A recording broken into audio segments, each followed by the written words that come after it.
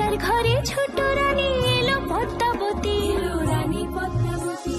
রাজার আরো 6টি রানীর ছিল না সন্তান, পদ্মাবতীর কোলালোতে মিলল সমাধান। বছর যেতে জন্ম নিল 7 ছেলে 1 মেয়ে, হয় খুশির আকাশ হঠাৎ কালো মেঘে গেল ছেয়ে। হিংসেতে যায় জ্বলে পুড়ে বাকি 6টি রানী, যুক্তি করে ঘটায় ওরা 7 কুমারের হানি। সুযোগ মতো 7 ছেলেকে মাটিতে দেয় পুঁতে, বাঁচে একা পারুল ওরা পায় না তাকে ছুতে। ধাইমা বাজায় সেই মেয়েকে বড় করে তোলে, 7 ভাইকে পায় যে পারুল 7টে চাপা ফুলে। এত কিছুর পরেও রাজার বিপদ যে কাটে না, সূর্য নগরে সুখের সূর্য আর ওঠে না।